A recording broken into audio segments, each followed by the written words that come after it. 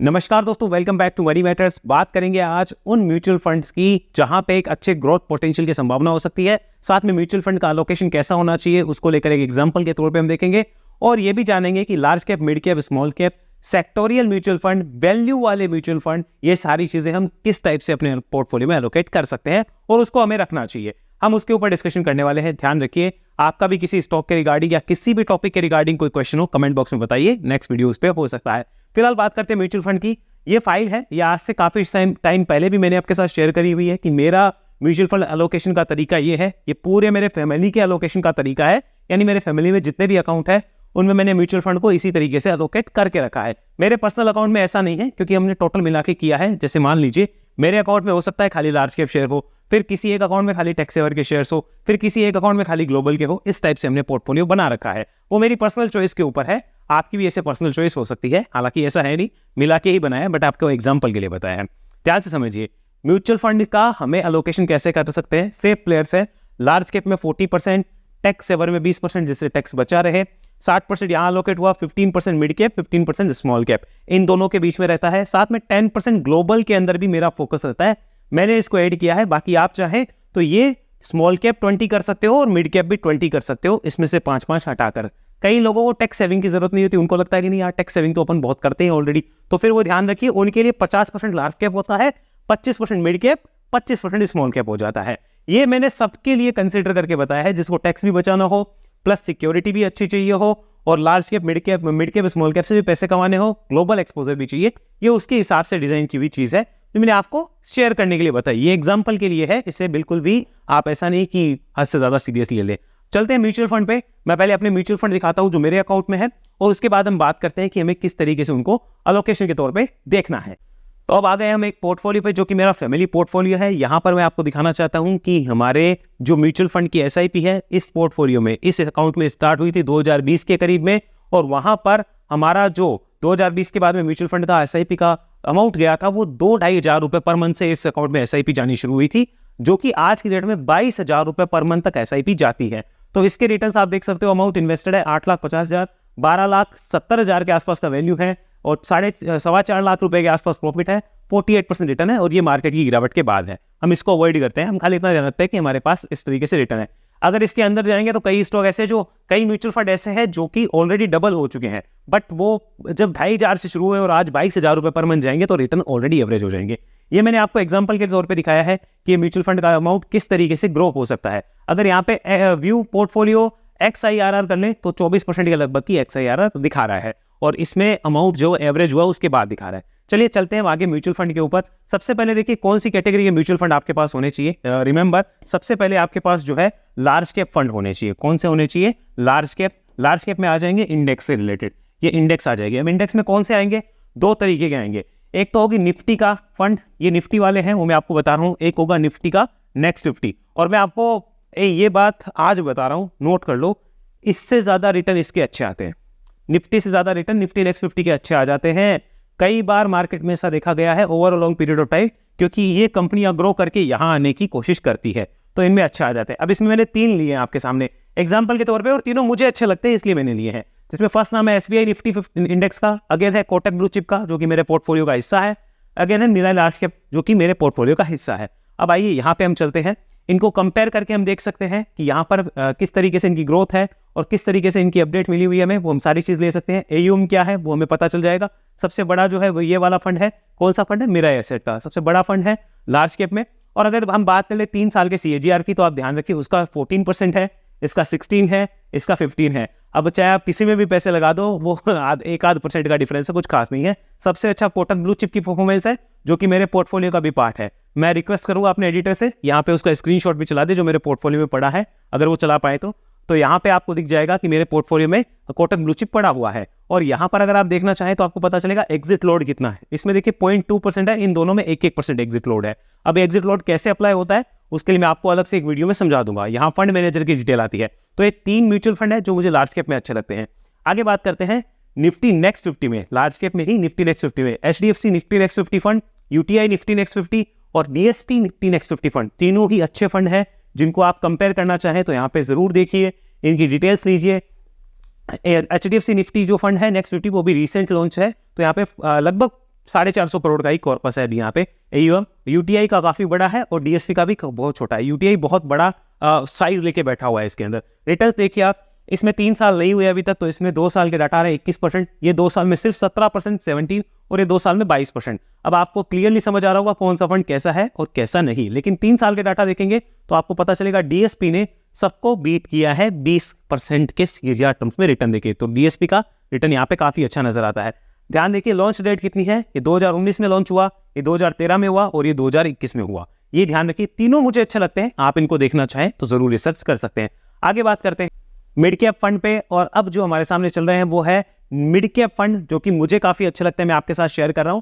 आपको इनमें से चूज करना है कि आपको कौन से अच्छे लगते हैं। मुझे 3 शेयर अच्छे लगते हैं, SBI magnum mid cap, Kotak emerging equity, Mirae asset mid cap fund, ये 3 मुझे काफी अच्छे लगते हैं।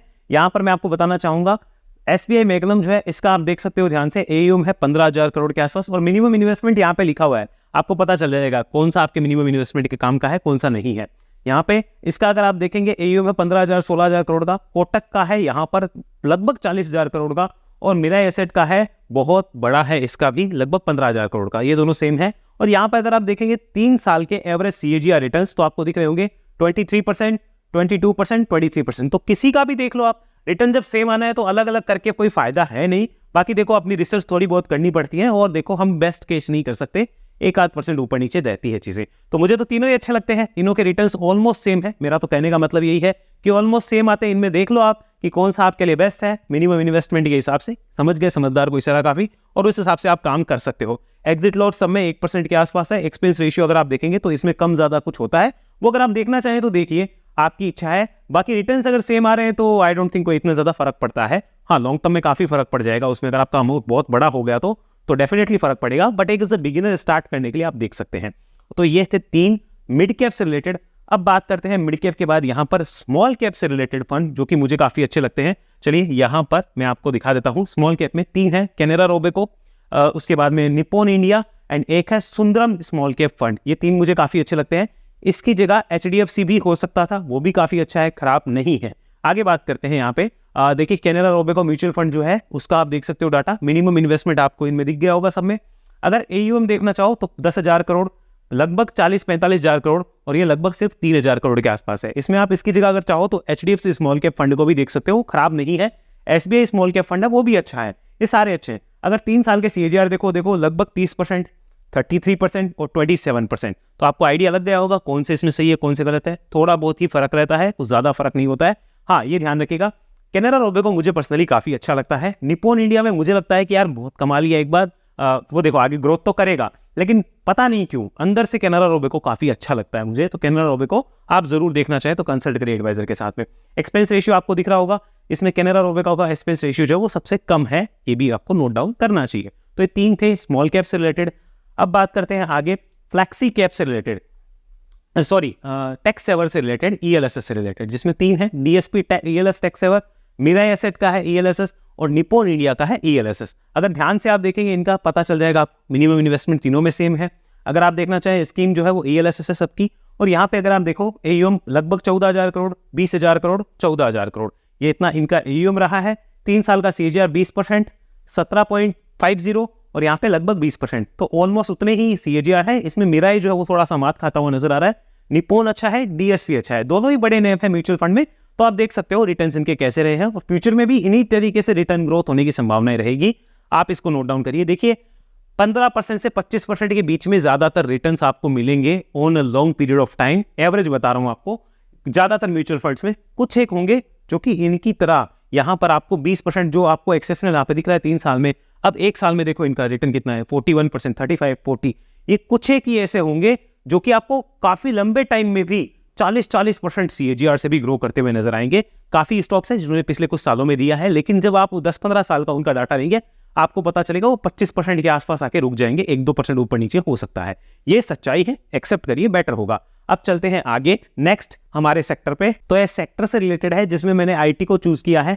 ध्यान से सुनिए, देखिए आप सेक्टर वाइज अगर म्यूचुअल फंड लेना चाहें, जैसे आपको लगता है कि IT में तेजी आएगी तो IT का ले लिया, उसमें आप फार्मा भी देख सकते हो कि फार्मा में आएगी, फार्मा ले लिया, लॉजिस्टिक का ले सकते हो, बैंकिंग का ले सकते हो, जो आपको ठीक लगता है वो आप ले सकते हो as per your requirement. But मैं आपको फ्रेंकली बताऊं, कि इनके आप बीज भी ले सकते हो। म्यूचुअल फंड में अगर नहीं जानता हो तो सीधे आप इनके बीज भी बाय कर सकते हो। मैं आपको फिलहाल एग्जांपल के लिए बताना चाहूँगा, यहाँ पे डिजिटल इंडिया रिलेटेड फंड, क्योंकि ये जो फंड है टाटा डिजिटल इंडिया, इसमें मेरा भी इन्वेस्टमेंट है तो मैं डिस्क्लोजर देना चाहूँगा ये चीज़। ये देखो 3 म्यूचुअल फंड है जहाँ पे Tata digital India, Franklin India technology fund और एसबीआई टेक्नोलॉजी अपॉर्चुनिटी फंड, जो कि आईटी से रिलेटेड है। यहाँ पे आपको दिख रहा होगा सेक्टोरल और थेमेटिक है। यहाँ पर इनकी देखिए आप साइज 10,000 करोड़ का है टाटा का, और यहाँ पे फ्रैंकलिन का जो फंड है वो 1280 करोड़ और एसबीआई का जो है वो लगभग 4000 करोड़ के आसपास का है। अगर इनके एवरेज रिटर्न्स आप देखना चाहे 3 साल के तो 20%, 19%, 18-19%, 20%, तो लगभग वो सेम ही कहानी आनी है। मैंने इसमें से ये चूज कर रखा है, आपको जो ठीक लगता है आप देख सकते हो। एक्सपेंस रेशियो की बात करें तो टाटा का सबसे कम एक्सपेंस रेशियो है, जो मुझे अच्छा लगता है, और ये कम होने का कारण भी है कि आपकी साइज बड़ी हुई है, खर्चे ऑलमोस्ट स्टार्टिंग इनिशियल फेज में तो उतने ही होते हैं जिनके इनके हो रहे हैं। तो ये 3 है जो आप अपने रडार पर रखिए, डिस्कस करिए अपने डबल साथ। बाद में चलते हैं फ्लैक्सी कैप फंड पे, जहां पे पराग पारेख फ्लैक्सी कैप बहुत अच्छा है।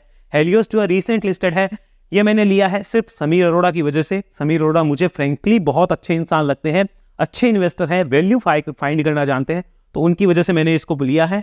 कोटक फ्लैक्सी कैप मेरे पास नहीं है, बस मैंने एग्जांपल के लिए आपको दिया है क्योंकि ये भी मुझे अच्छा लगता है, मेरी चॉइस में हो सकता है आने वाले समय में। पराग पारेख है मेरे पास लिया हुआ है, 55,000 करोड़ की अभी तक इसकी जो है वो मार्केट कैप है, सॉरी AUM है। हेलियस की जो है वो करीब 1000 करोड़ की है, क्योंकि रिसेंट अभी ये आया है, रिसेंट ही लॉन्च हुआ है। कोटक की लगभग जो है 44,000 करोड़ की है। यहाँ पर अगर आप देखेंगे रिटर्न देखिए 3 साल के तो 23% और इसके देखेंगे तो 16% रहे हैं। तो देयर इज अ रीजन कि पराग पारेख इसमें लीडर क्यों है, और मुझे लगता है आने वाले समय में अगर पराग पारेख जैसा रिटर्न और कोई दे सकता है तो वो हो सकता है हेलियस। ये जो हेलियस है समीर अरोड़ा का, ये अच्छा हो सकता है। इसका मतलब ये नहीं पराग से यहाँ शिफ्ट करे, मैं दोनों में ऑलरेडी करके बैठा हूं, इसमें मैंने नया पैसा लगाया और इसमें ऑलरेडी लगा हुआ है। तो ये कंप्लीट चीज है जो आपको देखनी है। यहाँ पे भी एक्सपेंस रेशियो सबसे कम पराग का है, जो आपको अपने रडार पे रखना होगा। बट ध्यान रखिए एग्जिट लोड यहाँ पे 2% के आसपास का है, और एग्जिट लोड को रिलेटेड काफी रेगुलेशंस भी होती है, वो हमें ध्यान में लेनी होगी। आगे बात करते हैं इस केस में। आगे देखिए वैल्यू डिस्कवरी फंड होते हैं, जो कि कई लोगों के लिए काम के होते हैं जिनको वैल्यू डिस्कवर करनी होती है। तो उसके लिए यहाँ पे बेस्ट हो सकता है आईसीआईसीआई प्रूडेंशियल, HSBC और निप्पॉन इंडिया। इन तीनों को अगर आप ध्यान से देखिए, मैं आपको फिर कह रहा हूँ रिटर्न देख लेना, ऑलमोस्ट सबके सेम ही मिलेंगे वही। तो यहाँ पे आप ध्यान से देखेंगे तो आपको पता चलेगा लगभग 40,000 करोड़ की यहाँ पे AUM है आईसीआईसीआई की, HSBC की 11,000 करोड़ और निप्पॉन की 7,000 करोड़ के लगभग की है। रिटर्न देखिए 3 साल के 26 और 24.94 मतलब 25, तो कोई खास फर्क नहीं है, ध्यान दे दीजिए आप। हाँ, किसी को 1% में बहुत अगर फर्क लग रहा हो तो लग सकता है, मुझे कुछ खास फर्क नहीं लगता। ठीक है, वो लॉन्ग टर्म में ऊपर नीचे चलता रहता है, इतनी स्मार्टनेस तो हमें भी दिखानी होगी कि 1% के लिए हम भी कुछ कर सकते हैं। रेशियो अगर देखो तो यहाँ पे 1.01 है, 0.79 और 1.26 के आसपास का है। तो यहाँ पे इसका एक्सपेंस रेशियो कम है। रिटर्न देखो अगर 3 साल के देखो तो 26% और इसमें भी 26 है, और एक्सपेंस रेशियो इसका ज्यादा है, इसके 25 के आसपास है और इसका एक्सपेंस रेशियो भी ज्यादा है। तो आपको चूज करना है कि आपको कौन सा ठीक लगता है, उस हिसाब से आप सेलेक्ट कर सकते हो। ये था मेरी तरफ से आपको कंप्लीट म्यूचुअल फंड का डाटा जो मैं आपको दिखाना चाहता था। यहाँ पर मैं क्लिक करके वापस मेन पेज पे लाना चाहूंगा। ये मेरा पर्सनल का जो हमारे फैमिली का है वो मैंने आपके साथ शेयर किया है। सिर्फ ये एक अकाउंट में नहीं है, और भी बहुत अकाउंट है। म्यूचुअल फंड में मैं बहुत अच्छी होल्डिंग रखता हूँ, ओवरऑल फैमिली अकाउंट में काफी अच्छी होल्डिंग है, और ये अकाउंट हमने 2020 के आसपास स्टार्ट किया था, और उसके बाद का डाटा आपके सामने प्रेजेंट है। इसमें SIP शुरू हुई थी लगभग 2,500 रुपए से, और आज की डेट में इसकी वैल्यू जो है वो आपको दिख रही होगी। मैं क्लिक करके दिखाना चाहूंगा, इस पे SIP पे चलते हैं। यहाँ पे देखिए इसकी जो SIP अभी आपको दिख रही है वो 22,700 रुपए के लगभग की मंथली SIP जाती है। मुझे बढ़ाकर इसको आने वाले समय में लगभग 30 से 35,000 रुपए पर मंथ करना है बाय 2026-27 फाइनेंशियल ईयर तक।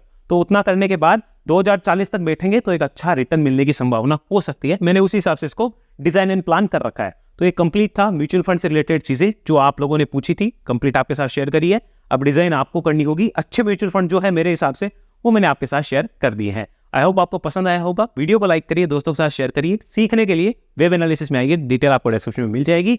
और चैनल की डायमंड मेंबरशिप या STP मेंबरशिप लेना चाहे तो ज्वाइन बटन पर क्लिक करिए, और टेलीग्राम और व्हाट्सएप से जुड़ना चाहते हैं तो यहाँ पर आपको इसके लिंक भी मिल जाएंगे। अगले वीडियो में मिलते हैं, तब तक के लिए धन्यवाद। जय हिंद, जय भारत।